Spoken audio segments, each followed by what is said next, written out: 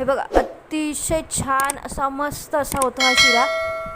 चला तर मग बनवूया स्वादिष्ट असा साजूक तुपातला शिरा। घ्यायची एक कढई, त्यामध्ये घातले अर्धा वाटी तूप घालायचं आहे आणि त्यामध्ये आता मी घालून घेणार आहे ड्रायफ्रूट्स। हे ड्रायफ्रूट्स मी कापून घेतलेले होते, ते मी त्याच्यामध्ये फ्राय करायला घालून घेतलेले आहेत। त्या तुपामध्ये आपण ते छान असे फ्राय करून घ्यायचे आहेत। ते फ्राय केले की त्यामध्येच आपण काय करणार आहोत, 1 वाटी रवा घालणार आहोत। हा 1 वाटी रवा मी ह्या तुपामध्ये घालून घेतलेला आहे आणि छान असा तो लालसर खमंग खरपूस असा होईपर्यंत आपण काय करायचं आहे, भाजून घेतला आहे।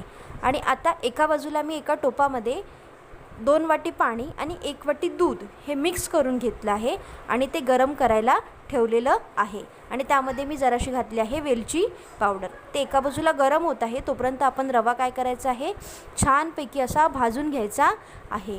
तो भाजून झाल्यानंतर ते जे एका बाजूला आपण ठेवलेलं होतं पाणी आणि दूध मिक्स करून, ते आपण काय करायचं आहे, गॅस कमी करायचा आहे आणि त्याच्यामध्ये ते घालून घ्यायचं आहे। त्याआधी मी तो रवा भाजताना आपण त्यामध्ये घातली आहे जायफळ घालून व्यवस्थित असं मिक्स करून घ्यायचं आहे।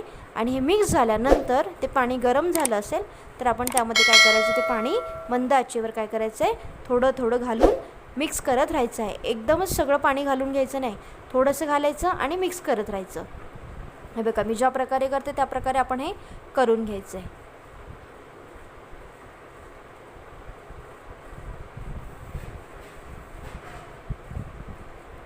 हे बघा जरा जरा पाणी घालत त्याला मिक्स करत राहायचं आहे, जराही त्याच्यामध्ये गुठळ्या पडत नाहीत। अशा प्रकारे जर आपण हा शिरा बनवला तर एकत्र जर आपण सगळं पाणी घातलं तर पुन्हा आपल्याला ढवळताना प्रॉब्लेम होतो आणि कधी कधी त्या गुठळ्यासुद्धा राहून जातात।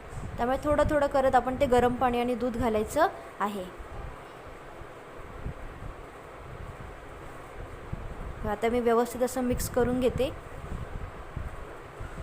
मिक्स केलेलं आहे मी आता व्यवस्थित योग्य प्रकारे।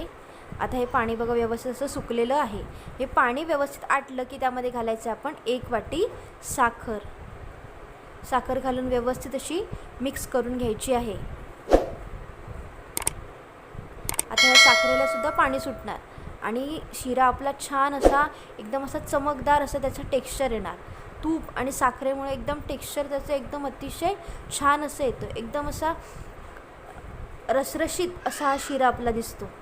बघा आता त्याला पाणी सुटेल आणि मस्त असा तो दिसेल।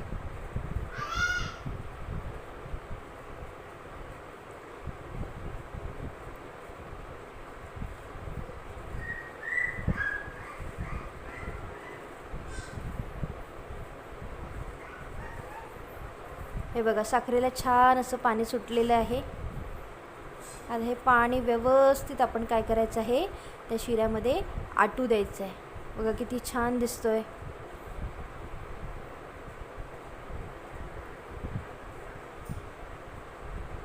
आता ते पाणी योग्य रीतीने पूर्णपणे आटू द्यायचं, मग आपला शिरा तयार। आणि आता आपण त्याला ड्रायफ्रूट्स घालून गार्निश करून घ्यायचं आहे। पाणी व्यवस्थित रीतीने सगळं आटलं की त्याला आपण योग्य रीतीने गार्निश करून घ्यायचं आहे। अतिशय छान असा लागतो। दिवाळीसाठी नक्कीच नैवेद्यासाठी, लक्ष्मीपूजनच्या दिवशी नक्कीच नैवेद्यासाठी हा शिरा बनवून बघा, सगळ्यांनाच आवडेल। माझी रेसिपी आवडत असेल तर नक्कीच माझ्या चॅनलला लाईक करा, शेअर करा आणि सबस्क्राईब करा, विसरू नका।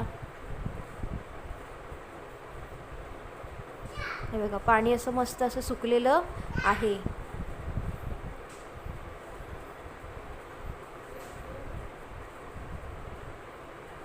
आता गॅस बंद केला तरी चालेल, गॅस बंद करून घ्यायचा